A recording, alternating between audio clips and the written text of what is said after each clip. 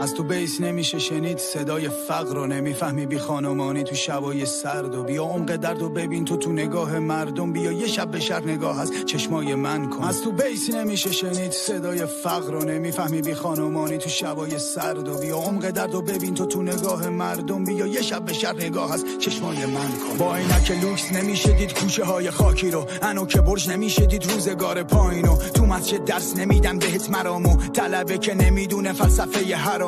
کسی ندید دلیل اجبار اعتراف چی بود، قاضی ندید خونه دیوار انفرادی رو. مردم نون نداشتن حاکم نون اقتدار میخورد، موشکاتون وسط کویر چه انتقامی بود. ندیدی مهاجرت کردن از خونه فراری شدن بی وطن و گم توی یه تونل. درودهای من رو پذیرا باشید بینندگان عزیز تلویزیون حزب کمونیست ایران و کامله. یک بار دیگه با پخش زنده ویژه خیزش مردمی و انقلاب سراسری در ایران همراه شما هستم. درود بر عزم راسخ و پولادینتان، درود بر قلب‌های پرمهرتان که در گرو آزادی و برابری می‌تپد. ما روزانه در ایران شاهد صحنه‌های بسیار باشکوهی هستیم. 75 روز از این انقلاب باشکوه سپری شد. در این مدت ما جوانان بسیاری رو از دست دادیم که با شلیک مستقیم نیروهای سرکوبگر جانشان را فدای آزادی و برابری کردند. عزیزان بسیاری زخمی شدند و عزیزان بسیاری هم داریم که همکنون در سیاه‌چاله‌های جمهوری اسلامی دارن شکنجه میشن و ما باید صدای رسای این عزیزان باشیم. امروز کامیونداران با قدرت 7مین روز از اعتصابشون رو در بیشتر شهرهای ایران سپری کردند. صدای پای کارگران رو آرام آرام میشنویم که با قدم‌های استوار و محکم دارن به اعتصابات سراسری میپیوندند. شاهد صحنه‌های بسیار زیبایی بودیم در دانشگاه‌های سراسر ایران. برای ارزیابی از انقلاب کنونی ایران همراه هستیم با رفیق هیوا امانی، عضو هیئت مدیره کولبرنیوز از هلند. رفیق هیوا سلام و درود، خیلی خوش اومدید. با سلام خدمت شما و تمام بینندگان عزیزتون، ممنون که من رو به برنامه خودتون دعوت کردید. از همینجا جا داره عرض خسته نباشید بگم به تمام انقلابیونی که در خیابان، در کارگاه‌ها، در کارخانه‌ها، در مدارس، در دانشگاه‌ها و در تمام جاهایی که امکان داره اعتراض نشون میدن، در زندان‌ها و دست انقلابیشون رو به گرمی میفشارن و بهشون عرض خسته نباشید میگم. خیلی خوش اومدید، ممنونم که وقتتون رو در اختیار تلویزیون و برنامه ما گذاشتین. رفیق هیوا، شما هم قطعا با توجه به اینکه روزانه این انقلاب رو در کولبرنیوز پوشش میدید، شاهد اتفاقاتی که در ایران و حتی خارج از کشور هست که میگذره شاهد این اتفاقات هستید و ما میدونیم که در چند روز گذشته جوانان بیش از 30 شهر فراخوان به اعتصاب دادن در روزهای 14، 15 و 16 آذر هم که مصادف است با روز دانشجو و میدونیم که همه یعنی بیشتر اقشار مختلف جامعه از این فراخوان هم استقبال گرمی کردن. خب شاهد هستیم که روزانه توده های معترض چطور تاکتیک هاشون رو عوض میکنن و هر روز به شیوهی مبارزهشون رو ادامه میدن. ارزیابی شما از موقعیت کنونی انقلاب ایران رو دوست داریم که بشنویم. به نظر من سوال خیلی خوبی رو طرح کردید. دو مقوله بسیار مهمه در سوال شما. من دوست دارم قبل از جواب دادن به ارزیابی این انقلاب به خود مقوله انقلاب بپردازم و اون توضیح بدم که چرا به این موقعیت میگیم انقلابی. به نظر من کلمه انقلاب در لغت به معنی به مفهوم دگرگونی و تغییر اساسیه. فلاسفه معتقدند انقلاب به معنای آن است که ذات و ماهیت یک شی تغییر بنیادین بکنه. در واقع فلاسفه تغییر اساسی در محتوا با حفظ فرم رو استحاله و تغییر ذاتی در فرم و محتوا، یعنی هر دو رو یعنی تغییر هم در فرم هم در محتوا رو انقلاب می‌نامند. در عرصه سیاسی هم همینطوره. در عرصه سیاسی نیز انقلاب به مفهوم تغییر پایه‌ای در نهاد حکومت.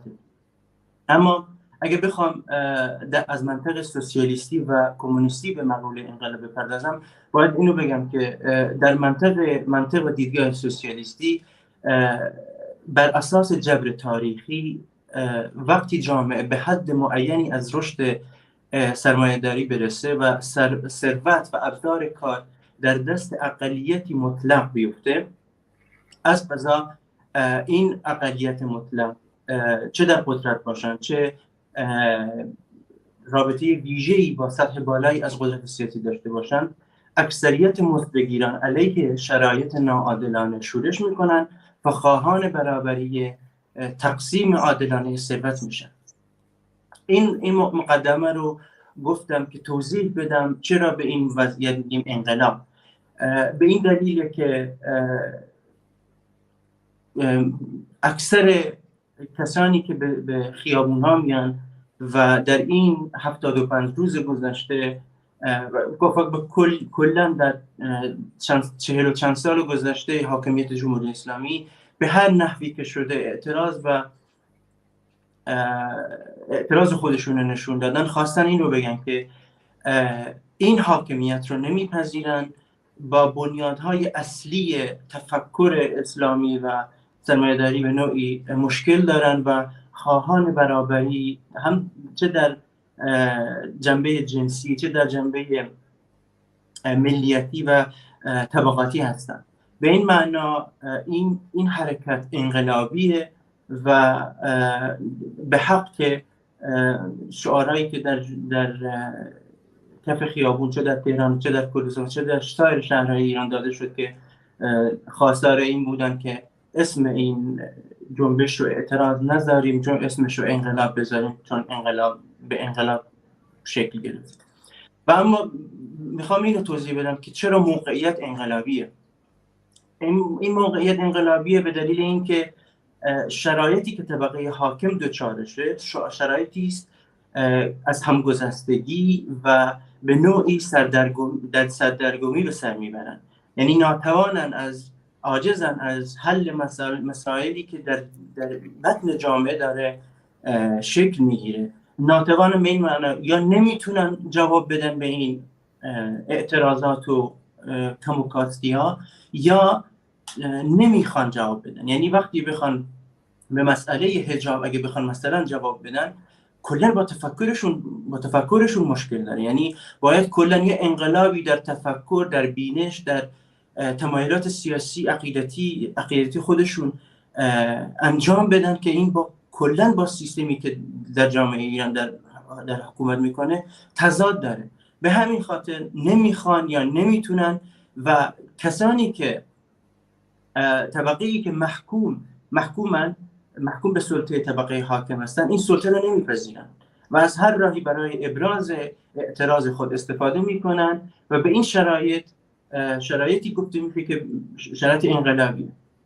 و حالا اگه بخوام ارزیابی از این انقلابی که انقلاب کنونی اسمشه بکنم، به چند نکته باید واقعا اشاره بکنم. نکته اول، زنان در رأس این اعتراضات حضور دارن، رهبری این اعتراضات رو به نوعی در دست دارن، راهنمود میدن، تجمعات رو فراخوان میدن، شکل مبارزه چه در اعتصاب چه در کف خیابون چه در مدارس چه در کارگاه ها و کارخانه ها رو به راه میبرن، برنامه ریزی میکنن و میبینیم که چه در دانشگاه چه در مدارس چه در کارگاه ها کسانی که بازداشت میشن نزدیک به نصفشون زنان هستن و زنان بسیاری هستن که به چهره‌های اصلی این جنبش شناخته شدن و چه بسا در زندان هستن. نکته بعدی رادیکالیزمیه که در این جنبش موج میخوره. یعنی وقتی شما به شعار زن زندگی آزادی، جن آزادی نگاه میکنید، خیلی از مفهوم و خواسته هایی رو میتونید پیدا بکنید که خواسته های بیشتر جامعه ایران رو نمایندگی میکنه. زن یعنی احترام به زندگی، یعنی برابری برای همگان و رفع هر نوع ستم زن یعنی لغو حجاب اجباری، ممنوعیت حجاب کودک، لغو همه قوانین ضد زن و اسلامی. زن یعنی رفاه، زن یعنی پایان دادن به هر گونه ستم و تحقیر و توهین مذهبی به زنان و به همه مردم. زندگی یعنی رفاه و شادی و معیشت و منزلت برای تک تک انسان ها. زندگی یعنی پایان دادن به استثمار و بردگی، مزدی یعنی پایان دادن به نابرابری اقتصادی. زندگی یعنی رفاه و حرمت و شادی کودکان. زندگی یعنی لغو مجازات اعدام و سوزاندن همه چوبای دارها. زندگی یعنی محاکمه همه آمران و عاملان کشتار مردم، قاتلان، مهساها، نیکاها و بقیه کسانی که در این 40 و چند سال جان عزیزشون رو از دست دادن. و حالا وقتی به مقوله آزادی میرسیم، آزادی یعنی به گوش سپردن حکومت اسلامی، یعنی آزادی همه زندانیان سیاسی، باز کردن همه زندانها. آزادی یعنی انحلال کلیه نیروهای و نهادهای سرکوب. آزادی یعنی پایان دادن به همه مقدسات و تابوها و دومها و جبرهای مذهبی. آزادی یعنی آزادی بی قید شرط بیان، تشکل، اجتماع و اعتراض.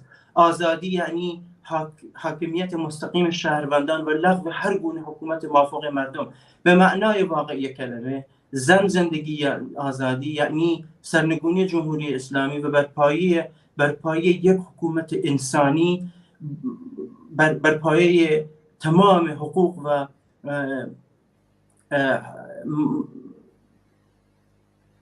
حقوق‌های انسانی که در معیار است و فرم و استاندارد است در جامعه جهانی به نوعی.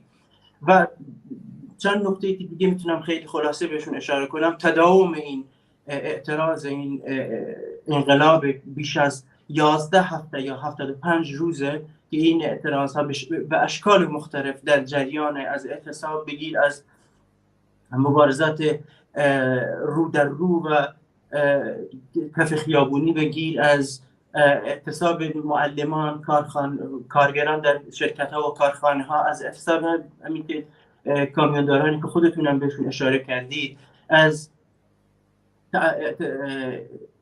اعتراضات دانش آموزان در بیشتر مدارس ایران و سرنگونی طلبی بودن این انقلابی که یکی از نکته‌های دیگه‌ایه که میتونم بهش اشاره بکنم. یعنی به شعارهایی که داده میشه وقتی نگاه میکنیم، مرگ بر دیکتاتور، مرگ بر جمهوری اسلامی، هدف کل نظامه، اینها اینو نشون میده که این جنبش، این انقلاب چیزی رو نمیتونه متصور باشه جز سرنگونی به اصلاحات یا به رفرم های جزئی که بعضی از اصلاح طلبان دارن بهش اشاره میکنن، یا کنشگران سیاسی که میخوان تقلیل بدن این خواسته ها رو به بچیدن گشت ارشاد. اینا اصلا اشاره نداره، کل نظام رو هدف گرفته و چیزی جز کل برچیدن این نظام و یا قانونهاش رو نمیتونه نادیده بگیره. و دو نکته آخر که میخوام بهشون اشاره کنم همه‌گیریه، یعنی تمام ایران به این انقلاب پیوستن. تمام ایران در بیش از 31 استان اعتصاب خودشون نشون دادن و به این انقلاب اجتماعی سیاسی همگی و سرتاسری پیوستن. و نکته آخر که فکر میکنم نکته بسیار مهمی، همبستگی که در این اعتراض و انقلاب داره نشون داده میشه. کرد، بلوچ، ترک، عرب، فارس، همه ملیت هایی که در جغرافیای سیاسی ایران دارن زندگی میکنن به نوعی شرکت دارن در این اعتراض و اعتصاب و در این انقلاب جدید.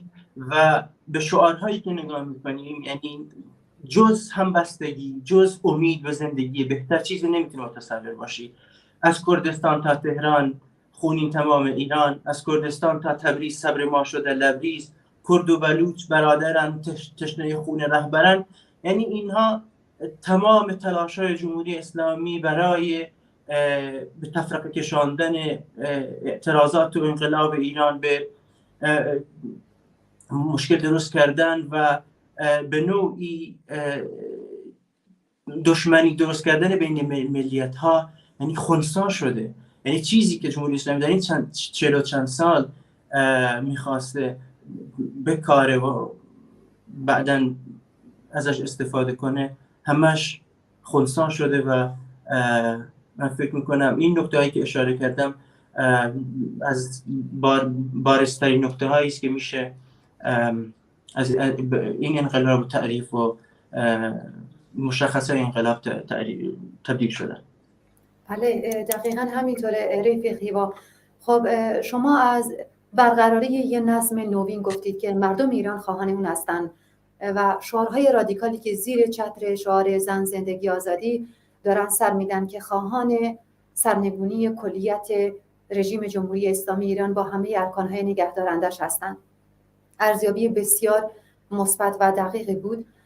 اما میخواستم اینو ازتون بپرسم که خب شما به عنوان یه رسانه‌ای که میشه گفت شناخته شده است، پربازدیده و مخاطبان خاص خودتون رو دارین و خیلی هم از این رسانه به عنوان منبع استفاده میکنن. به نظر شما الان رسانه شما کولبر نیوز از روز اول داره این انقلاب رو روزانه، حتی میشه گفت به دقیقه داره پوشش میده خبرها رو. به نظر شما آیا رسانه‌های ایرانی و رسانه‌های خارجی زبان اونطور که باید تونستن این انقلاب رو پوشش بدن یا این پوشش دادن؟ من قبل از این که به رسانه‌های خارجی بپردازم دوست دارم به کل رسانه‌هایی که به فارسی زبان شناخته شدن به اونا بپردازم. ببینید همونطور که جامعه ایران جامعه طبقاتی و هر طبقه مشخصی هر کسی که در این جامعه زندگی میکنه نماینده مشخص یک طبقه اجتماعیه، رسانه ها هم از این قاعده مستثنا نیستند. ما رسانه هایی داریم پربیننده فارسی زبان، امکانات بسیار عظیمی در اختیار دارن و معلوم منافع مشخص طبقه ای از جامعه ایران رو نمایندگی میکنن. به همین دلیل در پوشش اخبار بزرگنمایی وقایع منافع خودشون رو دنبال میکنن. به عنوان مثال کولبر نیوز که رسانه یک از بطن جامعه چه کردستان و چه ایران برخواسته، منافعی بجز حاکمیت مردم، رفاه، آزادی، برابری، منافع جدایی از این منافع نیست. به همین دلیل نمیتونیم در برنامه در استراتژی چیزی به غیر از این متصور بشه. ولی باقی رسانه ها من دوست دارم به این اشاره کنم که این رسانه ها رو من به 3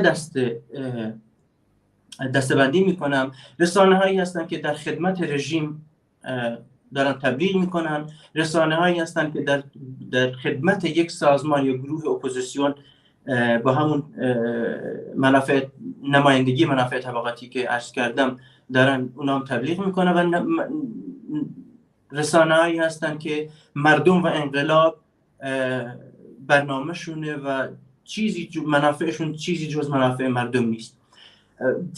همون دسته اول که گفتم رسانه های رژیم، رسانه هایی هستن که جز دروغ و اخبار جعلی و ناامید کردن مردم چیزی در چنته ندارن، یعنی فقط دارن این اخبار رو پوشش میدن و مردم رو مایوس، ناامید و از انقلاب میترسونن.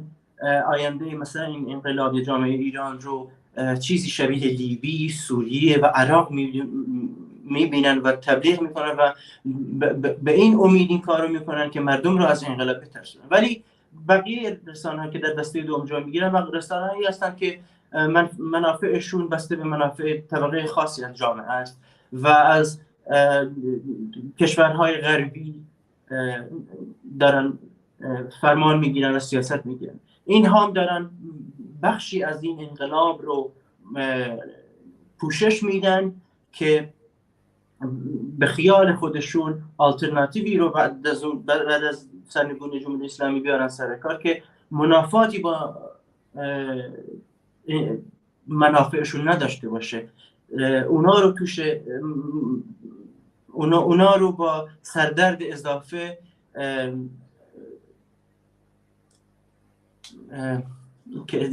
اونا رو من مجبور به سردرد اضافه نکنه و از همین را استفاده میکنن که آلترناتیوی رو بیارن سر کار که نزدیک به خودشون باشه. ولی رسانه هایی که گفتم در دسته سوم قرار میگیرن رسانه هایی هستن مردم اخبار واقعی و روزانه و دقیقه به دقیقه جامعه ایران رو پوشش میدن و انعکاس میدن و به همین دلیل هم مردم بهشون اعتماد دارن، بهشون اعتبار میکنن. عکس، درد دل، نوشته ها و یعنی من به عنوان کسی که در کلبر نیوز کار میکنم به روزانه صدها نامه از ایران به دستمون میرسه از زنانی که عکس، ویدیو از خانواده خودشون میگیرن، از جوانانی که در مجامع شخصی خودشون عکس میگیرن، ویدیو میگیرن و اعتراض خودشون رو نشون میدن و به ما اعتماد دارن. وقتی اینا رو میفرستن میخوان اینو بگن که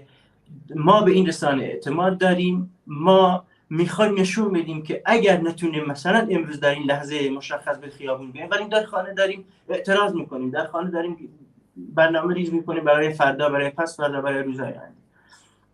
ولی چیزی که به دسته اول و دوم بیشتر مربوط میشه میخواستم اینجا اشاره بکنم خیلی کوتاه، اخبار جعلی که این رسانه ها منعکس میکنن و بیشتر بینندگان فکر کنم باشون آشنا هستن، به فیک نیوز در سرتاسر دنیا مشهوره. این نوع اخبار در 3 دسته معین دسته بندی میشن که دسته اول دیس اینفورمیشن، اطلاعاتی هستن نادرست به قصد ضربه زدن به شخص یا گروهی بازنشر و تولید میشن. نمونهشو میتونیم در دستگیری رپر معروف و یکی از رهبران شناخته شده این انقلاب توماج صالحی اشاره کنیم که وقتی در شهر خودش در خونه دستگیر میشه اعلام میکنن که توماج رو در لب مرز و در حال فرار گرفتن. به این معنی میخوان به اینو به مردم نشون بدن که توماج که رهبر شما بوده داره با بدترین شرایط ممکن از ایران فرار میکنه و ما اون رو گرفتیم. این میخواد چیکار کنه؟ میخواد روحیه انقلابی مردم رو تضعیف کنه و مردم رو ناامید و مایوس بکنه. دسته دوم میس اینفورمیشن هستن، اخباری هستن نادرست اما مردم اطلاعی از نادرستی این اخبار ندارن و اونا بازنشر می‌بینن این اخبار رو و اینا از رسانه‌هایی میاد که کمتر به نوعی شناخته شدن به رسانه‌هایی که به دولت یا به مثلا به جای دیگه‌ای وابسته هستن و کمتر این به خودشون اینجوری نشون میدن، ولی اخباری رو منعکس میکنن که درست نیست و مردم از اینا بیخبرن. ولی دسته سوم مال اینفورمیشن، اخباری هستن که درست هستن ولی دوباره به قصد ضربه زدن به فرد یا کسی استفاده میشه. مثلا نمونه بارزش میتونیم به انتخابات دوره اول آمریکا برای انتخاب ترامپ از این نمونه استفاده کنیم. مثلا وقتی ایمیل های واقعی هیلاری کلینتون برملا شد، خب این افشای این ایمیل ها بر افکار عمومی آمریکا تاثیر گذاشتی که کاری کرد که هیلاری کلینتون نتونه برنده مثلا این انتخابات بشه اگه قرار بود برنده بشه. به همین دلیل این کلا این اخبار برای منافع مشخصی و برای ضربه زدن به شخص یا گروهی استفاده میشه و در ایران هم کم نیستند این اخباری که روزانه ما در سوشال میدیا میبینیم و مردم رو به نوعی دارن افکار مردم رو میخوان به سمت سوی سوق بدن. ولی در آخر اگه بخوام به رسانه‌های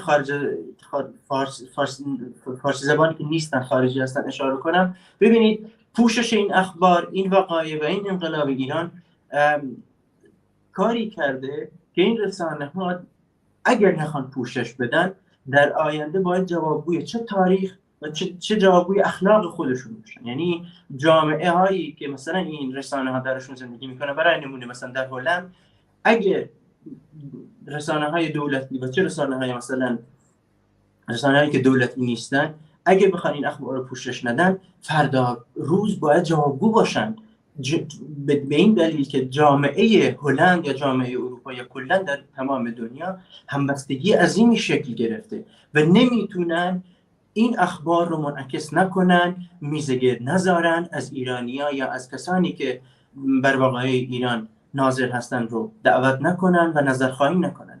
یعنی حتما باید در آینده چه اخلاقی و چه تاریخی جوابگو باشن. به همین دلیل من تا جایی که در هلند مطلع هستم در 2 ماه و نیم گذشته بسیار پوشش خوبی داشته از ایرانی‌ها، از اعتراضاتی که در شهرهای مختلف هلند برگزار می‌شده فیلمبرداری شده، در رادیو، در روزنامه، در وبسایت‌ها و حتی در تلویزیون این اخبار بازتاب داده شده. از تمام ایرانیایی که اینجا هستند و مطرح هستند دعوت شده و از اونها از وضعیت فعلی ایران خبر گرفته شده و به نوعی این انقلاب کاری کرده که اگر قبلا این مردم اروپا یا کلا سراسر دنیا، حداقل من میتونم اینو در مورد هلند بگم، اگه فکر میکردن جامعه ایران جامعه سنتی است، جامعه است اسلامی و جامعه است که محافظه‌کار، ولی الان میبینن نه، اینجوری نیست. این جامعه است بسیار زنده، پیشرو، رادیکال و چیزی که خودشون بیشتر براشون خیلی مهمه این زن محور بودن این انقلابه. یعنی مثلا همیشه کشورهای ما با زنکشی، با قتل‌های ناموسی به دلیل اینکه مثلا اینجا اتفاق میفته این شناخته شده است، ولی وقتی میبینن نه بابا در ایران یه انقلابی صورت میگیره که به خاطر کشته شدن جوانی به اسم مهسا ژینا امینی اعتراضی به این عظمت شکل گرفته، دیگه کلا دیدگاهشون، تفکرشون نسبت به ایران و نسبت به جامعه ایران عوض شده. و همین دلیل من فکر میکنم بازخورد و تونستن به نحو خوبی این اخبار و این انقلاب رو بازنشر و انتشار بدن. بله، سپاسگزارم رفیق هیوا. از قدرت رسانه گفتید. تلویزیون ما هم رسانه‌ایه که متعلق به مردم زحمتکش و کارگر و همراه و همگام با مردم انقلابی و در طول تمام این مدت ما دل درگوره آزادی و برابری مردم ایران داشتیم و بینندگان ما میتونن از طریق شماره تلفنی که در پایین صفحه تلویزیونشون هست 2045 71 64 5024 در طول شبانه روز از طریق پلتفرم تلگرام تصاویر، ویدیوها و عکسای خودشون رو برای ما بفرستن. همچنین میتونن در زمانی که ما پخش زنده داریم اگر سوالی داشتن از مهمانهای گرامیمون سوالشون رو بپرسن، میتونن تماس بگیرن و یا میتونن انتقادات، پیشنهادات و درد دلهای خودشون رو با ما در میون بذارن. اگر اجازه بدید میریم آخرین تصاویری رو که این عزیزان برای ما فرستادن ببینیم و برمیگردیم. از تهران تا کابل میخوانیم ما یک صدا، انقلاب ملت‌ها، انقلاب ملت‌ها. از مقدس تا بغداد ستم علیه زنان باید بگیرد پایان، انقلاب ملت‌ها، انقلاب ملت‌ها. از اهواز تا ریاض استثمار با نفت و گاز فقر سهم کارگران، انقلاب ملت‌ها، انقلاب ملت‌ها.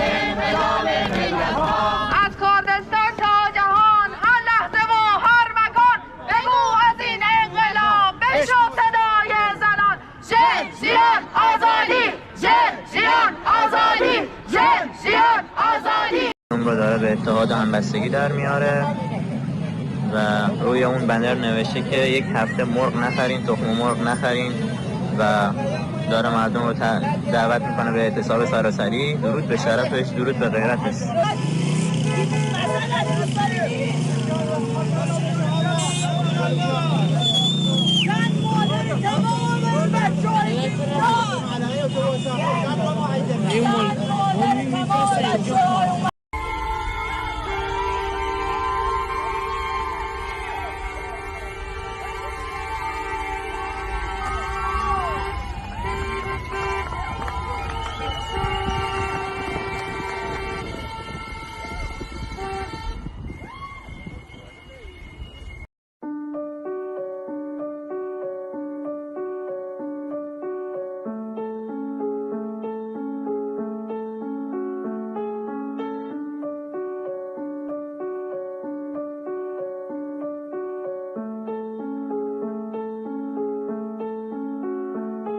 از تو بیس نمیشه شنید صدای فقر رو، نمیفهمی بی خانمانی تو شبای سرد و بیا عمق درد و ببین تو نگاه مردم، بیا یه شب به شهر نگاه از چشمای من کن. از تو بیس نمیشه شنید صدای فقر رو، نمیفهمی بی خانمانی تو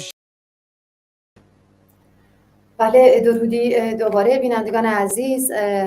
در برنامه امروز همراه هستیم با رفیق هیوا امانی، عضو هیئت مدیره کولبر نیوز از هلند. رفیق هیوا، درودی دوباره.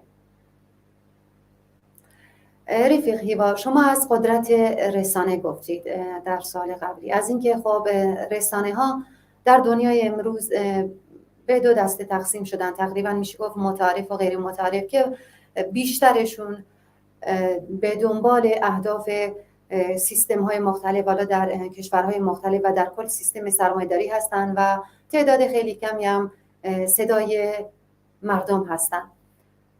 خب به نظر شما، ما دیدیم که در طول 2.5 ماه گذشته چطور مردم ایران سرکوب شدن و در رأس اونها مردم کردستان و بلوچستان که دیدیم که همین الان هم که ما داریم با هم حرف میزنیم، همین امروز از بیرجند و شهرهای اطراف نیرو بردن نیروهای سرکوبگر رو بردن به بلوچستان برای سرکوب مردم بلوچستان و دیدیم که چطور شهرهای استان کردستان و بلوچستان در طول این 2.5 ماه گذشته مدام میلیتاریزه بودن، حتی از گلوله‌های جنگی استفاده کردن و شهرهای از جمله مهاباد، سنندج، پیرانشهر، جوانرود رو کاملا به صحنه‌های جنگ تبدیل کرده بودن. آیا به نظر شما رسانه ها، حالا چه متعارف چه غیر متعارف، تونستن این سرکوب عریان و خشنی رو که در سیستان و بلوچستان با توجه به اینکه دو ملیت متفاوت هستن، این سرکوب رو و این همه مبارز بودن و تسلیم ناپذیر بودن مردم این دو استان رو باستا بدن؟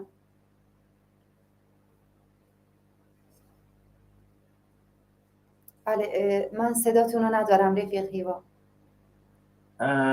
الان صدامو دارید؟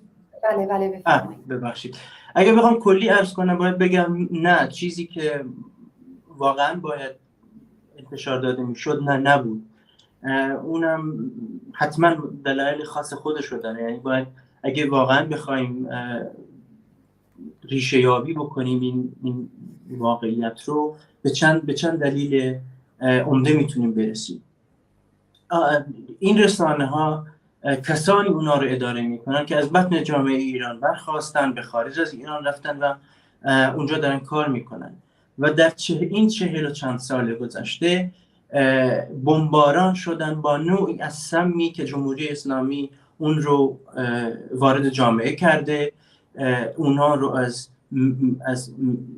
ملیت های مثلا به عنوان مثال کرد و بلوچ و اینا ترسانده و ملیت هراسی رو در افکار، در عقاید اونها پرورش داده و واقعا تحولی نیست که در یک انسان در یک روز بخواد طی بشه و یک انسان مثلا اگر از ناسیونالیسم خیلی غلیظی که در تفکراتش هست رهایی پیدا بکنه و به انسانی مثلا اینترناسیونال یا آزادمنش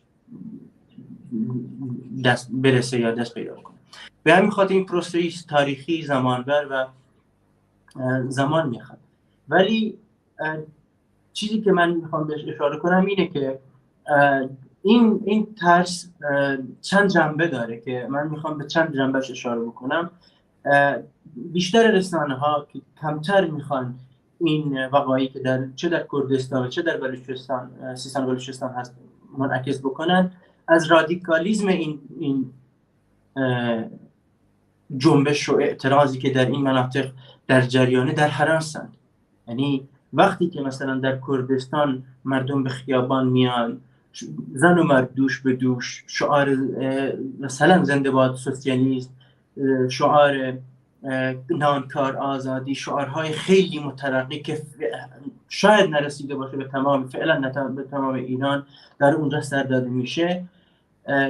در بلوچستان مثلا هزاران نفر با هم به خیابان میان، اینا از این میترسن دیگه، فکر میکنن مثلا با انعکاس این اخبار ایران رو به تجزیه نزدیک کردن، ایران رو مثلا از تجزیه شدن نجات دادن. ولی غافلن با انعکاس این اخبار، با پوشش دادن این اخبار، بیشتر مردم ایران آگاه میشن و به این جنبش و این انقلاب میپیوندن. یکی دیگه از جنبه هایی که این رسانه ها ازش هراس دارن، مقاومت یک شکل گرفته. یعنی در سیستان و بلوچستان و چه در کردستان روزی نیست از این 75 روز که شما بگید اوکی در این چند ساعت یا در این چند روز این مقاومت خوابیده، مقاومتی صورت نگرفته. من میتونم این شهادت رو برای کردستان بدم، در 40 و چند سال گذشته کردستان یک روز نبوده که مقاومت نکنه، دست از مقاومت داشته باشه. نبوده، نیست. به همین خاطر کردستان شده سنگر مقاومت ایران.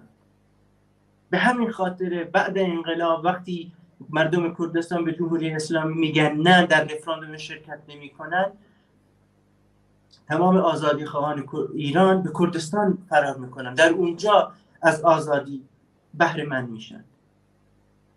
به این دلایلی که این رسانه ها مسموم این سمیان که جمهوری اسلامی تسجیل کرده و هنوز نتونستن از این وضعیت رهایی پیدا بکنن و به چشمی بسیار آزادمندانه به این وضعیت نگاه بکنن. ولی برعکس در ایران، در کردستان و چه در بلوچستان میبینید که اصلا چیزی به اسم ملیت هراسی در جریان نیست و با شعارهایی که مثلا در کردستان داده میشه اصلا بو و برامی از این داده نمیشه که کردستان بخواد مثلا از ایران جدا بشه، با وصف این که این حقی بسیار انسانی و حق خودشه. اگه مثلا در فردای آزادی اگه کردستان در رفراندومی بخواد از ایران جدا بشه، این حق این ملت دیگه. ولی هیچکی نمیتونه که به زور بگه بابا کردستان تو باید با ایران در یک جغرافیا زندگی بکنی. اگه این بخواد با زور بشه، خب میشن جمهوری اسلامی، میشن رژیم پادشاهی که مثلا رژیم قبلی که. به همین خاطر این وضعیت ولی یک جنبه مثبت هم داره دیگه. توازن قوا کاری کرده که این رسانه ها مجبور به بازنشر و انعکاس این اخبار بشن. یعنی شما نمیتونید 75 روز مقاومت چه در کردستان چه در بلوچستان رو نادیده بگیرید. 118 نفر کشته شده کردستان رو نادیده بگیری، 5000 زندانی اخیر در این 75 رو نادیده بگیری، 45 شهر اعتراض رو در کردستان نادیده بگیری، 27 دانشگاه رو نادیده بگیری، اینا واقعا یعنی هیچ رسانه‌ای نمیتونه اینا رو نادیده بگیره. به همین خاطر در ماه‌های مثلا حداقل در 30 روز گذشته تونستن مثلا کارشناسای چه از این ملیت‌ها و چه از باقی شهر ایران رو بیارن تحلیل کنن و بتونن به نوعی کاری که قبلا رو انجام ندادن بخوان جبران کنن. و همین خاطر من فکر کنم این توازن قوا در آینده هم میتونه تعیین کننده باشه و جوابگویی اونا رو به تاریخ حداقل بیشتر بکنه. بله بسیار خوب. رفیق هیوا، سوال بعدی ما میخوام در مورد هک سایت خبرگزاری فارس از طرف گروه هکری بلک ریوارد بپرسم که خب این گروه هکری زمانی که سایت خبرگزاری فارس رو هک کرد به یه بولتن محرمانه دسترسی پیدا کرد که برای سران رژیم تهیه شده بود. افشای این بولتن‌های محرمانه و میشه گفت بسیار سری موجی از واکنش‌ها رو به دنبال داشت در رسانه‌ها و تحلیل‌های فراوانی هم به دنبال داشته. به نظر شما چه واقعیت‌هایی رو این بولتن‌ها در خودش دارن و از چه چیزهایی در مورد رژیم پرده برداشتن؟ بولتنی که توسط هکرهای بلک ریوارد در فکر کنم هفته گذشته بود منتشر علنی، بله، انتشار علنی یافت، چیزی بود که همه ما به عنوان اپوزیسیون یا انقلابیانی که در صحنه هستیم خودمون داریم میبینیم، ولی جمهوری اسلامی چیزی که در رسانه خودش، در جست سیاسی که رو به خارج از ایران میگرفت، کلا تفاوت داشت با این بولتن محرمانه.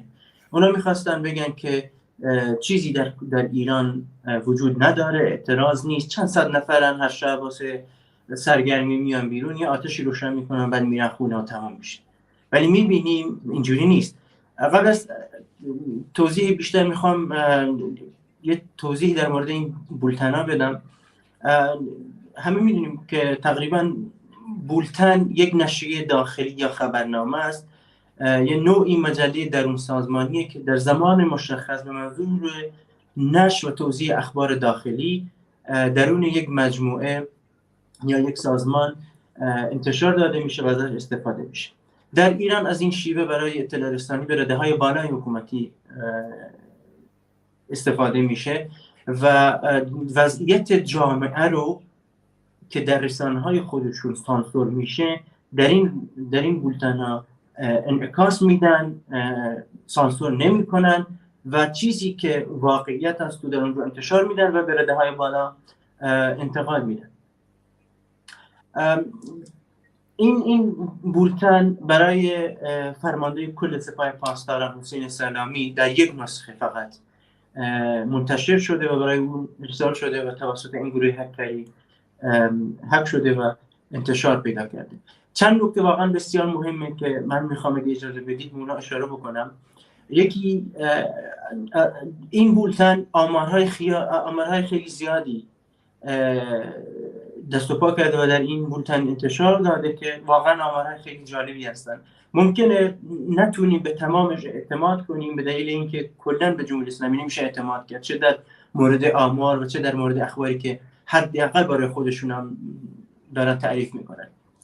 یکی از آمارهاش که توجه منو جلب کرد، برجسته که یکی از آماری که در این گزارش برجسته شده اینه که از مجموع 25,000 دانش آموزی که مثلا در کردستان هستن 17,000 دانش آموز در اعتراضات شرکت کردن. یعنی این آمار خیلی جالبیه. نزدیک به 60 تا 70% دانش آموزان در کردستان هر روز یا حداقل هر هفته دارن در این اعتراضات شرکت میکنن. یکی دیگه از آمارهایی که خودشون دادن، بررسی‌های تهیه کنندگان این بولتن‌ها بر اساس آمار محرمانه‌ای بوده که 65% از خانواده‌های بازداشتی‌ها چادری هستند.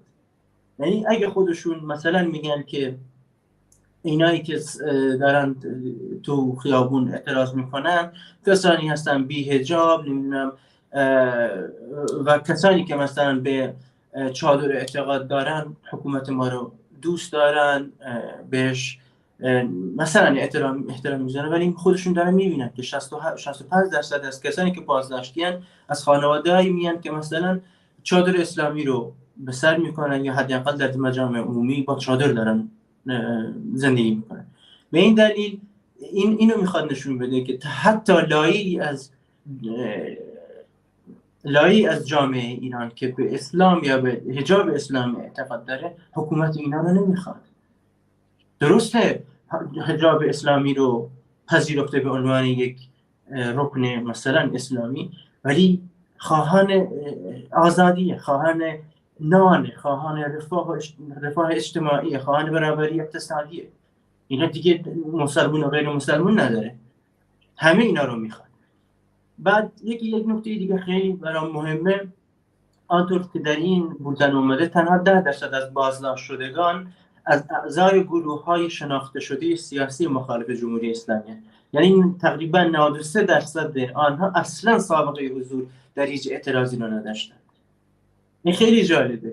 یعنی این حرکت، این انقلاب کاری کرده کسانی که قبلا فکر میکردن سیاست، ما با سیاست کاری نداریم، حالا فهمیدن نه، سیاست با اونا کار داره.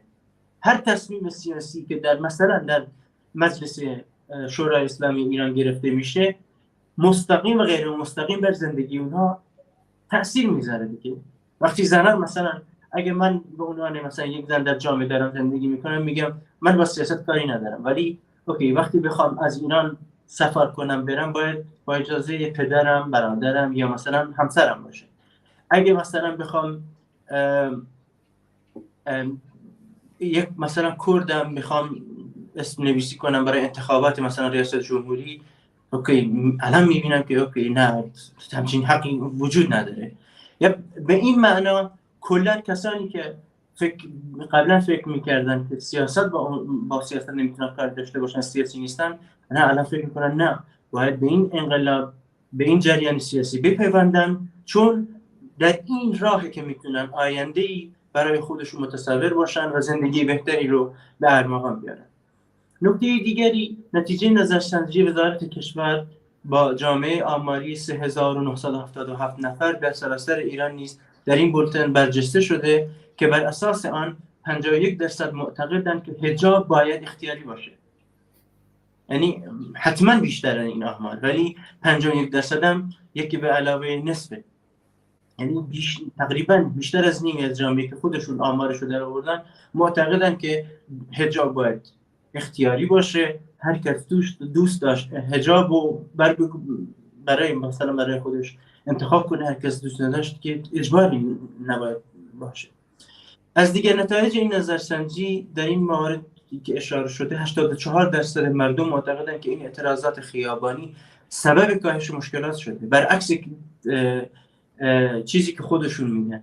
مثلا در رسانه‌ها خودشون میگن که این اعتراضات اخلال در نظم عمومی ایجاد کرده، مردم رو از کسب درآمد منع کرده، ولی نه، مردم میدونن که اینایی که دارن در خیابون، در کارخانه، در مدارس، در دانشگاه اعتراض میکنن، اعتصاب میکنن، نه تنها برای زندگی خودشونه، برای رفاه زندگی همگانه.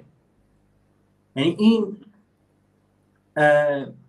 459 نفر کشته شده این 75 روز تنها برای مثلا مسئله روسری یا تنها برای حق معوقی که نگرفتن نیست، برای زندگی همگانه، برای اینه که همه مردم بتونن در آزادی زندگی کنن، سفره رنگین تری داشته باشن، آینده‌ای مطمئن‌تر برای خودشون و بچه‌هاشون به دست بیارن. به همین خاطر من فکر میکنم این بولتن کاری که این جمهوری اسلامی حداقل در این 75 روز رو کرد، کلاً برعکس نشون داد و یک امید خیلی قوی به جامعه تزریق کرد که اوکی ممکنه جمهوری اسلامی مستقیما نگه که صدای انقلاب رو شنیده، ولی نه، خودشون دارن میشنون، خودشون دارن با این بولتن ها، با این اخباری که به هم دیگه میدن نشون میدن که چقدر از این انقلاب هراس دارن، چقدر میترسن و میدونن که چیزی جز سرنگونی منتظرشون نیست. بله رفیقی و بسیار ممنونم. زمان برنامه داره به اتمام میرسه. من به عنوان سال آخر میخواستم ازتون بپرسم که با توجه به حرفایی که شما زدید، با توجه به واقعیتی که ما داریم روزانه میبینیم، با توجه به اینکه 43 سال سران رژیم کلاه سر مردم ایران گذاشتن، وعده و وعید دادن، امروز و فردا کردن و همونطور در همون اسناد محرمانه هم گفته که خود شخص خامنه‌ای گفته که کلاه ما دیگه برای سر مردم نمد نداره و واقعا دیگه نمیتونن کلاه سر مردم ایران بذارن. مردم ایران به اندازه کافی به اونا زمان دادن، چه به خودشون، چه به شاخه های مختلفشون، چه به دولت های مختلفشون، و دیگه الان فریب هیچ وعده وعیدی رو نمیخورن و برای همینه که در همون روزهای اول درست اعتراضات و انقلاب با حجاب به خاطر حجاب شروع شد، اما در عرض مدت خیلی کوتاهی هممون دیدیم که چطور شعارها به سرنگونی تغییر یافت.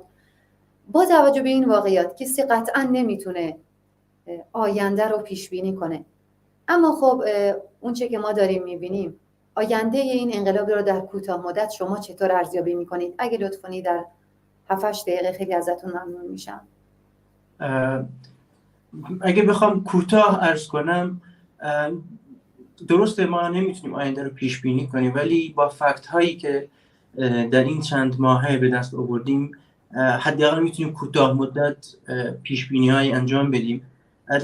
در 75 روز قبل، وقتی به 75 روز قبل برمیگردیم، اون روزی که ژینای عزیز جونش رو از دست داد، من فکر نمی کنم هیچ کس بتونه اون موقع تونسته باشه پیش بینی بکنه که انقلابی به این عظمت صورت بگیره و هیچ کس فکر نمی کرد که به این سرعت جهانی، چه نه تنها منطقه‌ای بلکه جهانی بشه. به همین خاطر با این فاکت ها من به چند نکته میتونم اشاره بکنم. من فکر میکنم این اعتراض انقلاب ادامه داره و ادامه خواهد داشت. از همین الان برای روزهای 14، 15 و 16 آذر که 16 آذر مصادف با روز دانشجو، فراخوان‌های اعتصاب و اعتراض دادن، مردم رو به خیابان به اعتصاب و به اعتراض دعوت کردن. جوانان محلات که در تهران، شیراز، اصفهان، کردستان، آذربایجان، سیستان بلوچستان، در تمام این استان‌ها فراخوان دادن و مردم به پیش این فراخوان بودن و حتما احزاب سیاسی هم این کار رو خواهند کرد و از این فراخوان‌ها استقبال خواهند کرد و دفاع خواهند کرد. به همین خاطر من فکر می‌کنم ادامه داره این اعتصاب و اعتراضات و شیوه های جدیدیه که استفاده میکنن این معترضان و انقلابیون که در کف خیابان هستن.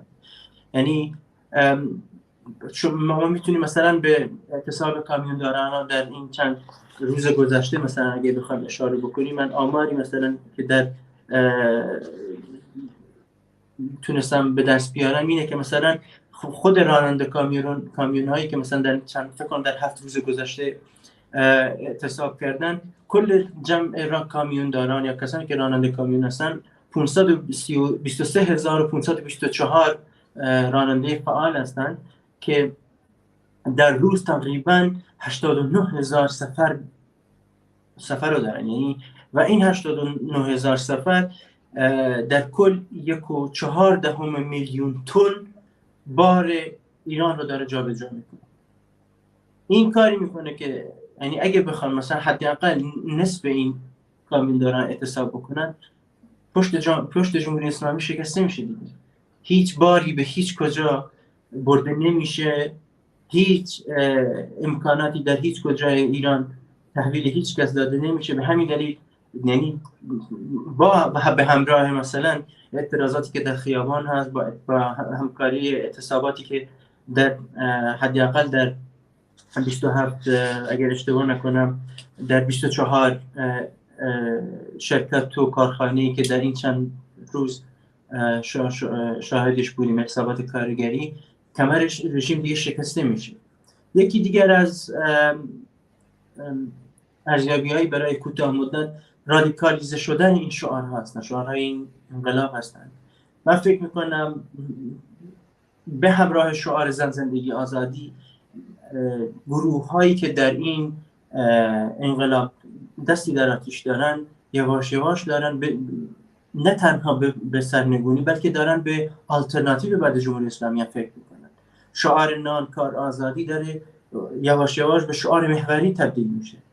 به همین دلیل این نقش کمونیست‌ها و انسان‌های چپ و پیشو که در جامعه حضور دارن اینه که سکان این انقلاب رو به دست بگیرن، مردم رو به سوی هدایت کنن که درش حکومت مردمی و توده‌ای آلترناتیو بشه و مردم این رو تجربه کنن. و در آخر نکته‌ای که میخوام بخشیش که به کردستان برمیگرده، کردستان حداقل در این چند روز آخر تونسته یک هماهنگی با سطح جنبش سراسری ایجاد کنه که من به شخصه به این امید دارم. من معتقدم که جنبش کردستان نباید نه از جنبش سراسری عقب بیفته و نبایدم جلو بیفته. این عقب و جلو میتونه میزان سرکوب جمهوری اسلامی رو بیشتر بکنه و همبستگی که شکل گرفته در سراسر ایران رو مورد تهدید قرار بده. به همین خاطر من فکر میکنم بالانسی شکل گرفته در بین جنبش کردستان و جنبش انقلابی در سرتاسر ایران که جای دلخوشیه و امیدوارم که این انقلاب به سرانجام خودش برسه و مردم ایران چه در کردستان و چه سراسر ایران نفسی راحت بکشن و زندگی انسانی و شرافتمندانه داشته باشن. خیلی ازتون سپاسگزارم. به قول شما 43 سال تخم نفاق کاشت، اما امروز ثمره 43 سال نفاقش رو دید. و یا یه ضرب المثل دیگه است که میگه باد بکاری طوفان درو میکنی. واقعا جمهوری اسلامی باد کاشت اما داره طوفان درو میکنه. اون طوفان هم داره جمهوری اسلامی رو با همه ارکانهاش نابود میکنه. پس میشه گفت مردم ایران، من در برنامه قبلی هم گفتم، محکومن به پیروزی با توجه به اینکه خب این همه جان باخته داشته، این همه زخمی داره، این همه جوانهایی رو داره که الان در زندانهای جمهوری اسلامی هستن و با توجه به همه نکات رادیکال و مثبتی که شما اشاره کردید بهشون، ما محکومیم به پیروزی و قطعا پیروز خواهیم شد به شرطی که در کنار هم و هم صدا باشیم. سپاسگزارم از حضورتون. ممنون از شما به خاطر وقتی که به من دادید و سپاسگزارم. خسته نباشید بهتون میگم به خاطر کارها و تلاشی که در این باره انجام میدید. ممنونم از شما رفیق هیوا امانی، عضو هیئت مدیره کولبر نیوز از هلند. و سپاسگزارم از شما بینندگان عزیز تلویزیون حزب کمونیست ایران که تا این لحظه با ما همراه بودید. ما محکومیم به پیروزی و پیروز خواهیم شد. تا دیداری دوباره، شاد و سربلند باشید.